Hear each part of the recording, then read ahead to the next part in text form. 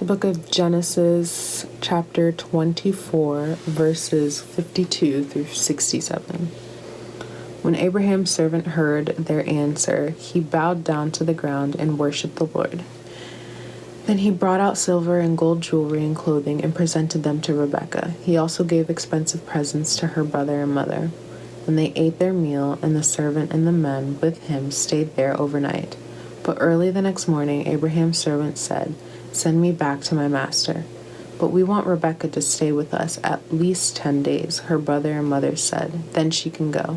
But he said, "Don't delay me. The Lord has made my mission successful. Now send me back so I can return to my master."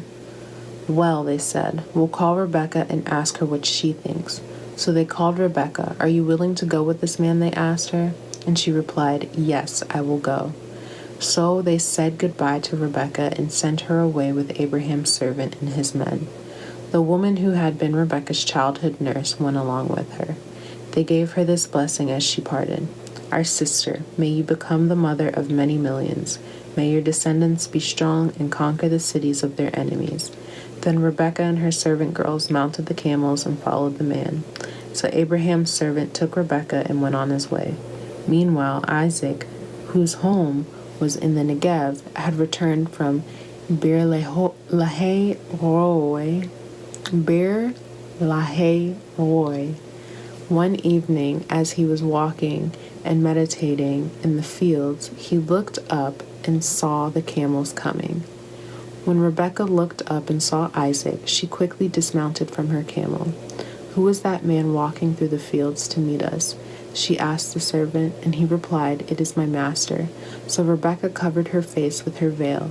Then the servant told Isaac everything he had done, and Isaac brought Rebekah into his mother Sarah's tent, and she became his wife.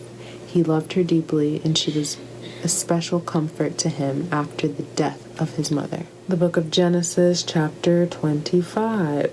Abraham married another wife whose name was Keturah. She gave birth to Zimran, Jokshan, Medan, Midian, Ishbak, and Shual. Jokshan was the father of Sheba and Dedan. Dedan's descendants were the Ashurites, Letushites, and Lumites. Midian's sons were Ephah, Epher, Hanoch, Abidah, and Eldah. These were all the descendants of Abraham through Keturah. Abraham gave everything he owned to his son Isaac. But before he died, he gave gifts to the sons of his concubines and sent them off to a land in the east away from Isaac. Abraham lived for 175 years, and he died at a ripe old age, having lived a long and satisfying life. He breathed his last and joined his ancestors in death. His sons, Isaac and Ishmael, buried him in the cave of Machpelah near Mamre, in the field of Ephron, son of Zohar the Hittite. This was the field Abraham had purchased from the Hittites, and where he had buried his wife Sarah. After Abraham's death, God blessed his son Isaac, who settled near Bir Lahai Roi in the Negev. This is the account of the family of Ishmael, the son of Abraham through Hagar, Sarah's Egyptian servant. Here is a list by their names and clans of Ishmael's descendants. The oldest was Nebaioth, followed by Kedar, Abdil, Mibsam, Mishma, Duma, Masa, Hadad, Tema, Jetur, Naphish, and Kedemah. These 12 sons of Ishmael became the founders of the 12 tribes named after them, listed according to the places they settled and camped.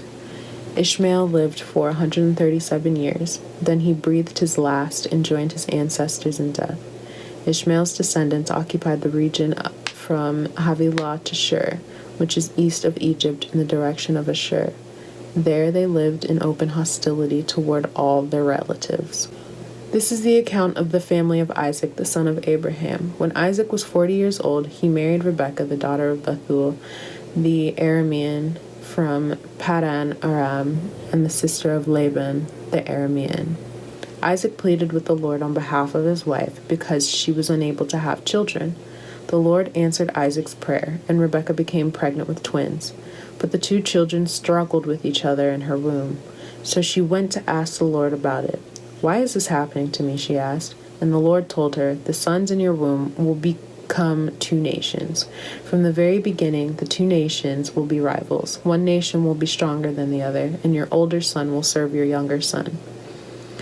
And when the time came to give birth, Rebekah discovered that she did indeed have twins. The first one was very red at birth and covered with thick hair, like a fur coat, so they named him Esau. Then the other twin was born, with his hand grasping Esau's heel, so they named him Jacob. Isaac was 60 years old when the twins were born. As the boys grew up, Esau became a skillful hunter. He was an outdoorsman, but Jacob had a quiet temperament, preferring to stay at home. Isaac loved Esau because he enjoyed getting the wild game Esau brought home, but Rebekah loved Jacob. One day when Jacob was cooking some stew, Esau arrived home from the wilderness exhausted and hungry. Esau said to Jacob, "I'm starved. Give me some of the red stew." This is how Esau got his other name, Edom, which means red. "All right," Jacob replied, "but trade me your rights as the firstborn." "Look, I'm dying of starvation," said Esau. "What good is my birthright to me now?" But Jacob said, "First you must swear that your birthright is mine." So Esau swore an oath, thereby selling all his rights as the firstborn to his brother Jacob. Then Jacob gave Esau some bread and lentil stew. Esau ate the meal, then got up and left. He showed contempt for his rights as the firstborn. Genesis chapter 26, verses 1 through 16. A severe famine now struck the land, as had happened before in Abraham's time. So Isaac moved to Gerar, where Abimelech, king of the Philistines, lived. The Lord appeared to Isaac and said, "Do not go down to Egypt, but do as I tell you. Live here as a foreigner in this land, and I will be with you and bless you. I hereby confirm that I will give all these lands to you and your descendants, just as I solemnly promised Abraham your father. I will cause your descendants to become as numerous as the stars of the sky, and I will give them all these lands. And through your descendants all the nations of the earth will be blessed. I will do this because Abraham listened to me and obeyed all my requirements, commands, decrees, and instructions." So Isaac stayed in Gerar. When the men who lived there asked Isaac about his wife Rebekah, he said, "She is my sister." He was afraid to say, "She is my wife." He thought, "They will kill me to get her because she is so beautiful." But sometime later, Abimelech, king of the Philistines, looked out his window and saw Isaac caressing Rebekah. Immediately, Abimelech called for Isaac and exclaimed, "She is obviously your wife. Why did you say she is your sister?" "Because I was afraid someone would kill me to get her from me," Isaac replied.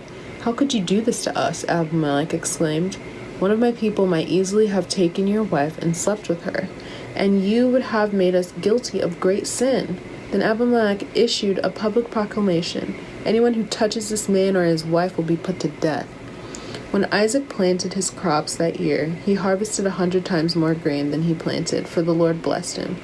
He became a very rich man, and his wealth continued to grow.